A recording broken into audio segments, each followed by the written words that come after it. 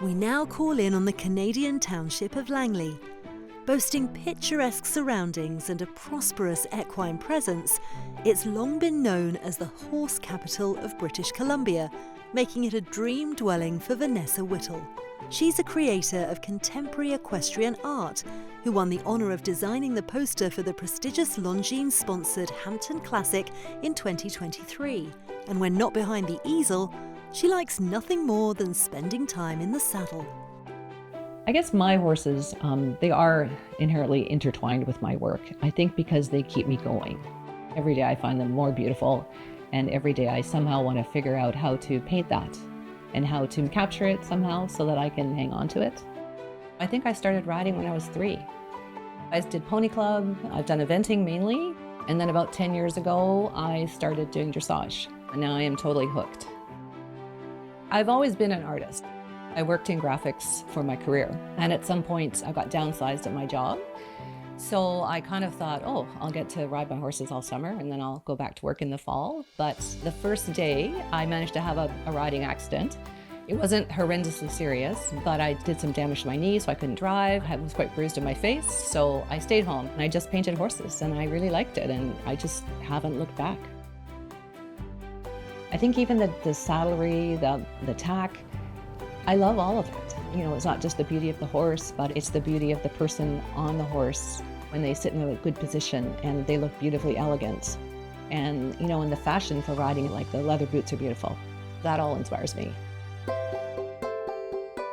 I did paint in watercolor as my job originally, but I think 10 years ago, I feel like watercolor wasn't that in, and I probably wanted to try something new anyway. So the acrylic was the first natural choice. The kind of horse art I create is quite contemporary. Painting in acrylic, they're not super detailed. The color is not necessarily realistic.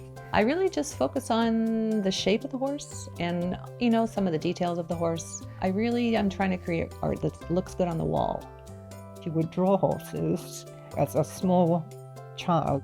She would draw cornflake men. So it would be this crinkly looking body with arms and legs and a head. But she just really built on her skills from childish drawings to something more sophisticated. I like her style very much. I love the movement in her equestrian paintings. I think it's marvelous how she captures that. I start with a great photo, just something that's captured a nice look, some nice movements. A good light. I like quite strong light, so that way there is a bit of light in the horse's eye. Their eyes are super important, and a little light in their eye makes a huge difference to paintings. For capturing a horse's spirit, I think it does come from choosing the right image to work from in the first place. If the only photo you have is them standing out in the field and you don't know the horse, I don't know that you're really going to do that. But, you know, in talking to the owner, you find out what they used to do in the field, things like that. So you can try to capture elements of it. A lot of my paintings have a lot of painting drips, and I kind of like these drips because I find the horses are so curvy and there's so many amazing, beautiful organic lines with their bodies that some of these painting drips, they're kind of architectural. It kind of shows you they're moving through space a little bit. If you focus on riding, you also focus on the rider. And riding is very much a technical sport. I guess the goal of the painting is to bring out whatever best quality I see from the photos.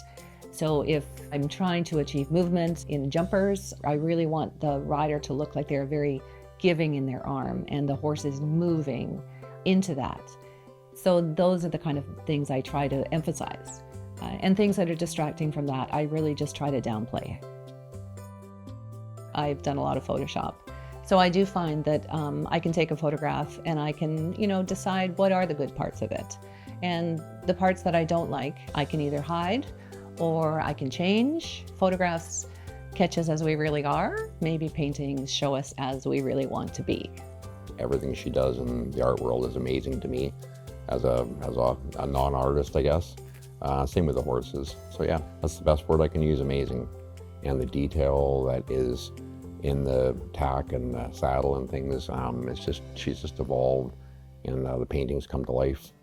Langley is a very strong horse community. We have a lot of top competitors living here.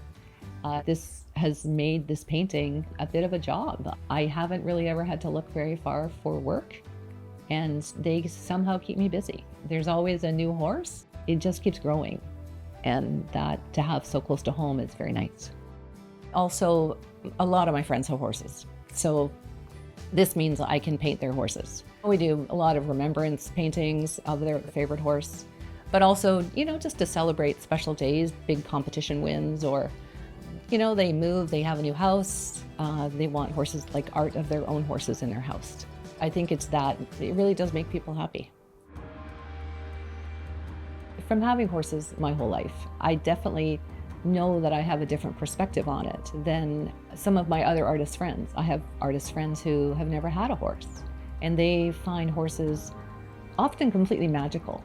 But having horses for so many years, there's so many realities of horses that I'm very aware of. It's not that it's not magical, but I think I understand more about riding. I understand more about even angles of horses, what looks good, what doesn't. I've been super fortunate that I've had my horses at home. There's nothing better. It's the bond. I think her sense of well-being comes from her connection with the horses. So I'm sure when everything's going well in the barn, and with her coaching and trailering and all this that goes with it, then she is probably more able to apply herself with less hesitation because her mind is freer. It's what she gets up in the morning for. Since I've known her, that's basically kind of her driving interest has always been horses. Not just riding them, but just being around them and tending them. So she enjoys that connection between the art and the horse. It's like the two best things in her life. I do feel a deep connection. I just love them. I mean, it's like I'm 12 all the time. If I go out at the end of the day, I'm just happy to brush them, or it doesn't matter. Like, it is emotional for me. Like, I just love them that much that I wouldn't really want to do without them.